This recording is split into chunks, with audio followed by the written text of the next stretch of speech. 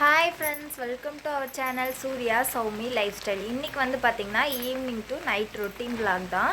நான் வந்து இப்போ நைட் டின்னருக்கு வந்து சாம்பார் ப்ரிப்பேர் பண்ண போகிறேன். அதை தான் நான் உங்கள் கூட ஷேர் பண்ணிக்கிறேன். பின்னாடி வந்து பார்த்திங்கன்னா மழை வந்துட்டுருக்கு.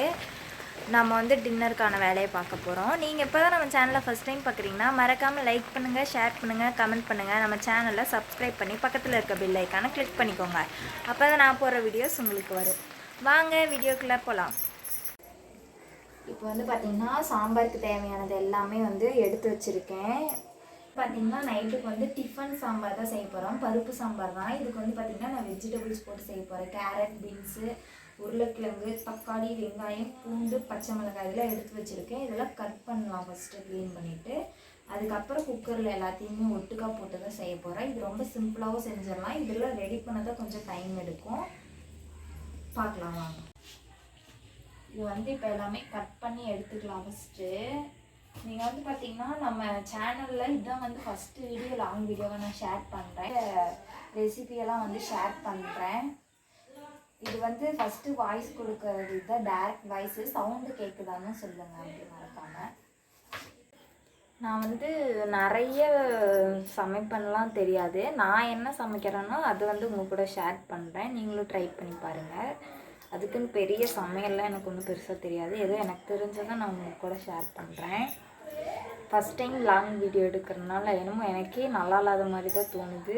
ஆனால் போட்டதுக்கப்புறம் நீங்கள் சொல்லுங்கள் இந்த வீடியோ ஓகேவான்னு சொல்லிவிட்டு பார்க்கலாம்.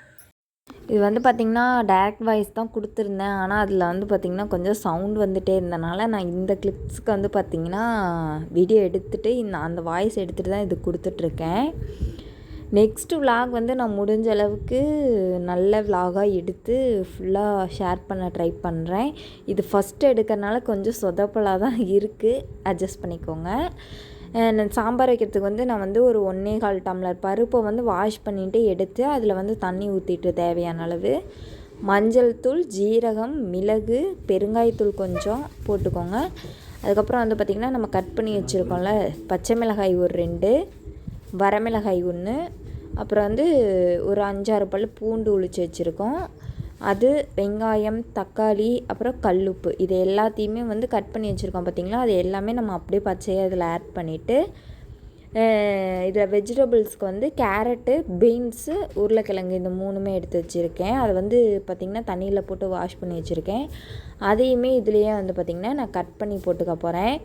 பீன்ஸ் வந்து பார்த்திங்கன்னா எல்லாமே வந்து நான் வந்து கொஞ்சம் பெருசாக தான் கட் பண்ணுறேன்.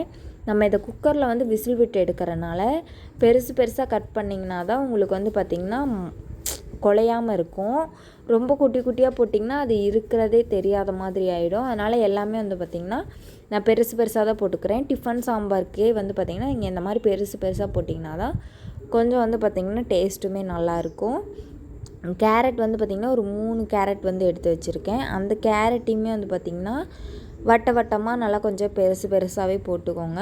குட்டியாக கட் பண்ணுறதை விட இந்த மாதிரி போட்டிங்கன்னா டேஸ்ட்டும் நல்லாயிருக்கும், சாப்பிட்றதுக்குமே நல்லாயிருக்கும். இதில் ஒரு பொருள் வந்து பார்த்திங்கன்னா மிஸ்ஸிங். அது வந்து பார்த்திங்கன்னா சாம்பார் தூள். அது மறக்காமல் நீங்கள் போட்டு செய்யுங்க. அப்போ தான் டேஸ்ட்டு வந்து எல்லாேருக்கும் பிடிக்கும், இன்னுமே டேஸ்ட்டாக இருக்கும். எப்போவுமே போட்டு தான் செய்வோம். இந்த டைம் வந்து பார்த்திங்கன்னா இல்லை, சரி கடைக்கு போகலான்னு பார்த்திங்கன்னா மழை வந்துட்டு இருந்தனால சரி இருக்கிறதையே அட்ஜஸ்ட் பண்ணிக்குவோன்னு சொல்லிவிட்டு நான் வந்து சாம்பார் தூள் வந்து போடலை. உருளைக்கிழங்கு வந்து பார்த்திங்கன்னா 2 உருளைக்கிழங்கு எடுத்து வச்சுருந்தேன். இதுவுமே குழம்புல போடுறதுனால நம்ம வந்து டேஸ்ட்டும் நல்லாயிருக்கும், கொஞ்சம் திக்னஸும் கிடைக்கும். இந்த சாம்பார் வந்து பார்த்திங்கன்னா கொஞ்சம் திக்காக தான் இருக்கும். நம்ம நிறைய இதுவே வந்து 1.25 டம்ளர் எடுத்ததுக்கே எனக்கு கொஞ்சம் நிறையவே சாம்பார் வந்து கிடச்சிருச்சு. நான் அதில் வாய்ஸ் கொடுத்தேன், ஆனால் சவுண்டாக இருந்தனால நான் வந்து அந்த வாய்ஸை எடுத்துட்டேன். ஸோ அதனால் இதெல்லாம் வந்துட்டு டைரெக்டாகவே அதான் பேசியிருந்தேன். இப்போ வந்து பார்த்திங்கன்னா இந்த விசில் வந்து நான் வந்து ஒரு 7லேருந்து 8 விட்டாங்க எங்கள் அத்தை. ஆனால் நார்மலாக வந்து நம்ம ஒரு 5 விசில் விட்டால் வந்து நமக்கு கரெக்டாக இருக்கும். பாசிப்பருப்புனா இன்னுமே கம்மியாக விட்டுக்கலாம். இது துவரம் பருப்புன்றனால வந்து பார்த்திங்கன்னா ஒரு 5-6 விசில் விட்டு எடுத்துக்கலாம். நான் வந்து குக்கர் மூடி போட்டு விசில் விட்டு அடுப்பில் வச்சிட போகிறேன். இது ஒரு 10 மினிட்ஸில் வந்து பார்த்திங்கன்னா விசில் வந்துடும். நம்ம இந்த காயெல்லாம் கட் பண்ணி ஆட் பண்ணுறதுலேருந்து தான் நமக்கு அது இது வேலையாக தெரியும். ஆனால் நம்ம டக்குன்னு செஞ்சோம்னா ஒரு 10 மினிட்ஸ்லேயே சீக்கிரமாக செய்யக்கூடிய சாம்பார் இதாக தான் இருக்கும். நான் வந்து குக்கர் விசில் எடுத்தோன்னே வந்து பார்த்திங்கன்னா எல்லாமே சூப்பராக வெந்துடுச்சு. இன்றைக்கி வந்து பார்த்திங்கன்னா அத்தை சொன்னால ஒரு 2 விசில் சேர்த்தியே விட்டனால சாம்பார் ரெடி ஆகிடுச்சு. ஃபுல்லாகவே வந்து மஞ்சிடுச்சு. ஆனால் டேஸ்ட் வந்து நல்லா தான் இருந்தது. கொத்தமல்லி தழை வந்து பார்த்திங்கன்னா வாஷ் பண்ணி எடுத்து வச்சுருக்கேன். அதையுமே இது கூட ஆட் பண்ணி மிக்ஸ் பண்ணிவிட்டு இதுக்கு எக்ஸ்ட்ரா வந்து நம்ம சாம்பார் தூள் போட்டிருந்தோம்னா இன்னுமே காரம் வந்திருக்கும். இல்லைனாலுமே லாஸ்ட்டாக கொஞ்சம் தாளிப்பு கொடுத்தா நல்லாயிருக்கும். கருவேப்பிலை மட்டும் இல்லை, அதனால் எண்ணெய், கடுகு, கடலைப்பருப்பு, உளுத்தம்பருப்பு போட்டுட்டு ஜீரகம் போட்டு தாளித்து கொட்டியாச்சு. அத்தை வந்து நைட்டு கார தோசை காட்டியிருந்தாங்க. அந்த மாவு கொஞ்சம் இருந்தனால அந்த தோசை ஃபஸ்ட்டு ஊற்றிட்டு அப்புறம் வெள்ளை மாவு ஊற்றி சுட சுட சாம்பார் வச்சு சாப்பிட்டாச்சு. நீங்களும் ட்ரை பண்ணி பார்த்துட்டு எப்படி இருக்குன்னு சொல்லுங்கள்.